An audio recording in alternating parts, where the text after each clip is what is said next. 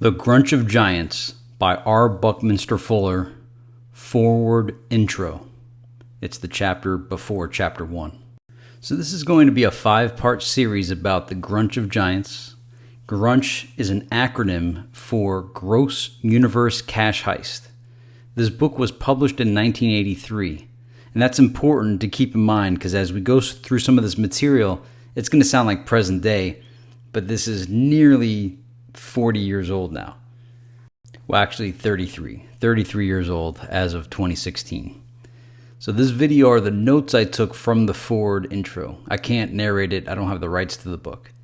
But I highly recommend you get yourself a copy of the book. There's a link in the description below so you can follow along, read the chapters, and see if my notes match yours. Now, the reason I'm reviewing this book is because it discusses artificial scarcity, suppressed technology, the breakaway civilization, and that an advanced civilization is possible now. And he was saying that the advanced civilization was possible in 1983. So now it's 2016.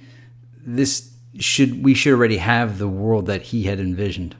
Actually, he didn't even envision it. He saw it himself and said that it was being suppressed. And that's pretty much what this whole book is about, is how you are getting a limited experience of reality. It's intentionally being suppressed. So one of the first things he says in the intro is, the higher the standard of living, the lower the birth rate. And it's almost like he's saying to the elite, he's like, look, give everybody a better life and it'll reduce the birth rate. The higher the standard of living, the lower the birth rate. So it's to their advantage so that we don't overpopulate. He said, the alternatives to creating this perfect world is that we're going to nuke ourselves, which at the time in 1983 was a big possibility in the Cold War, U.S. versus USSR, and the arms race was in full stride, nuclear weapons, arms.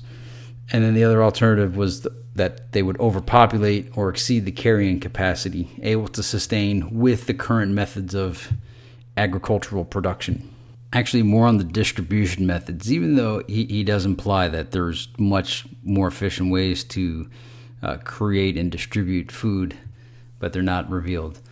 So the reason why Buckminster Fuller is important to me and exciting to me is he's the creator of Spaceship Earth at EPCOT, and I live in Florida, and the EPCOT ball, Spaceship Earth, to me is the most iconic landscape in the world. To me, it's my favorite monument on planet Earth. I love the EPCOT ball. I'm probably the only person on planet Earth that appreciates the EPCOT ball the way I do, but I love that ball. It's some form of a dodecahedron, and when you see it up close, it's incredible to look at. It almost looks like you're not even looking at something that's real. So I really appreciate EPCOT. I love that it exists. EPCOT's an acronym for Experimental Prototype Community of Tomorrow. It's a utopian city of the future planned by Walt Disney, often interchanging city and community. But I definitely think R Buckminster Fuller had a huge influence on EPCOT. I mean, the use of acronyms. Bucky always seemed to have an acronym, and the way everything was efficient, very intelligent. I love EPCOT. Available technology insight. The technology that existed even back in 1983 could emancipate humans from piped, wired, and metered exploitation of the many by the few. So you're being metered for everything. And the future chapters do go into the metering, unnecessary metering of your life for their gain and your loss. This is also explained in 1984 in the section, The Theory and Practice of Oligarchical Collectivism, which was published in 1948. The slide should say it was published in 1948 by George Orwell as well. And in 1984, in The Theory and Practice of Oligarchical Collectivism, it mentions that something to the effect of the machines exist now. The word technology didn't exist. They called them machines back then. That the machines exist now so that no man should ever have to toil with labor. But instead of liberating mankind, this will be used to create like an inflation on productivity so that man will never have free time. And an automated society to liberate mankind from the shackles and time loss of the 40-hour work week is what could be achieved from releasing this technology. But instead, people are occupied and their 40 hours are spent on the work week, plus all the money you spend to work for a company. You have to pay for the gas in your car, pay for the car, pay for the maintenance of the car, have to buy clothes. You have to eat food on the job. So you in a way, you pay the company to work for them. And Fuller wanted to technologically reform the environment instead of politically reforming the people. I thought that was a great line. Technologically reform the environment instead of politically reforming the people. It's brilliant. Since I was saying that EPCOT represents Buckminster Fuller, and it's also the world of Tomorrowland, of the movie Tomorrowland.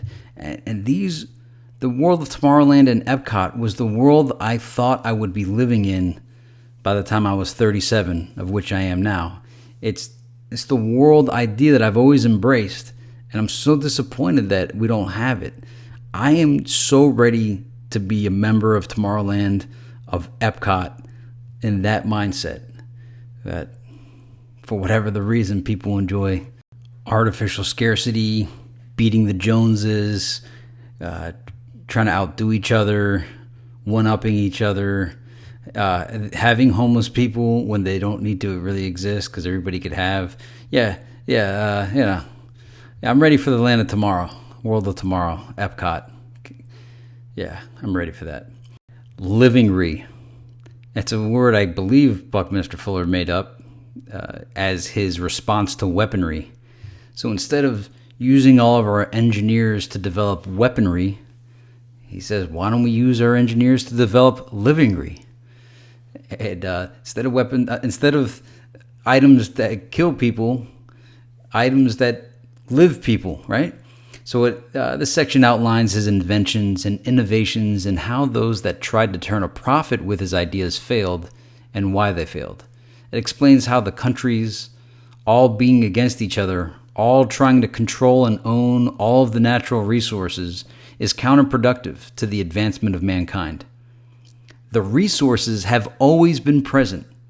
We have always had enough.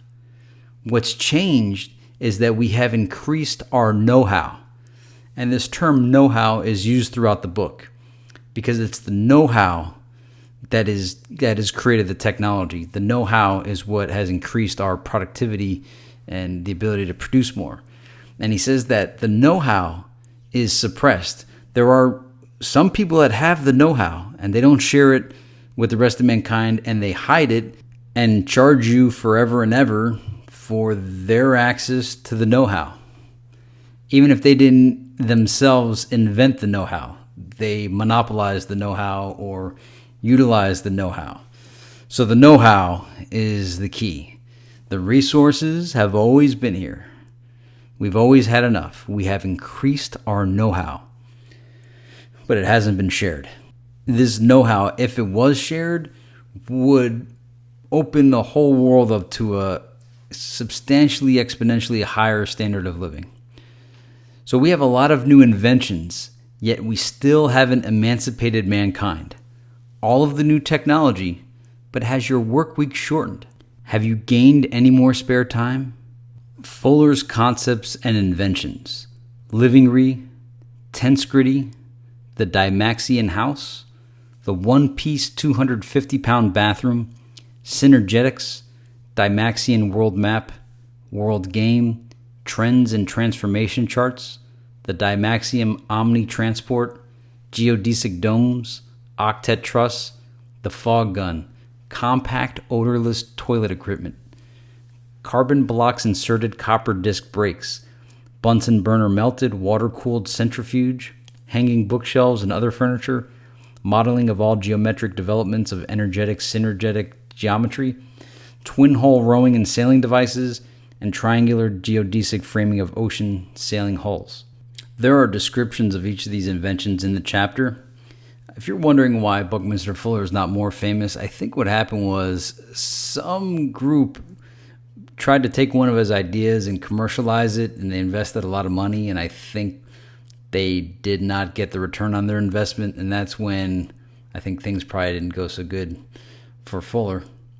But, he's not a salesman, he's an inventor. Quotes from the chapter. Are you trying to make money or make sense? Thought travels faster than light. Thought networks. If we calculated all environmental factors and created preferred environments, we could eliminate survival of the fittest. Syntropy. If you don't believe in abundance, then survival of the fittest rationalizes your worldview. 99.99% of technology is invisible and can support all of humanity at an extraordinarily high standard of living. Humanity hasn't comprehended this truth yet. Humanity still experiences the war conquest for land and human ownership paradigm. The new technological abundance paradigm, when realized, can significantly transform mankind's experience on spaceship Earth.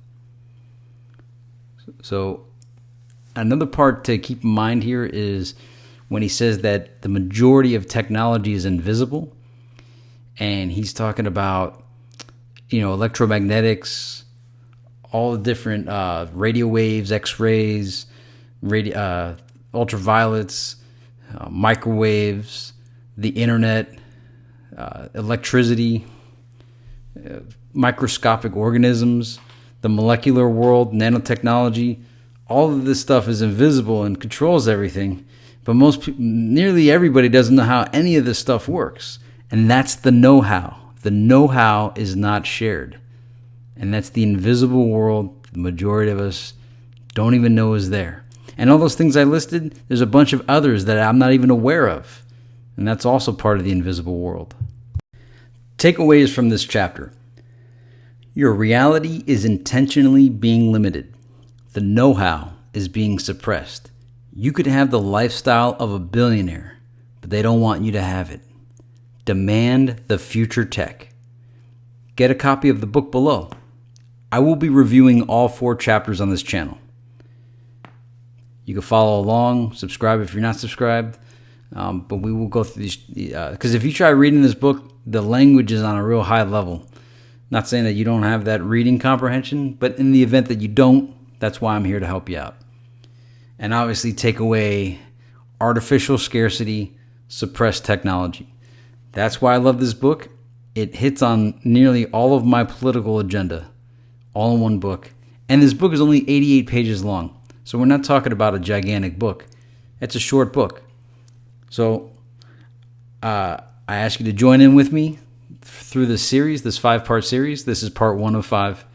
And investigate R Buckminster Fuller as well. He's a great human being.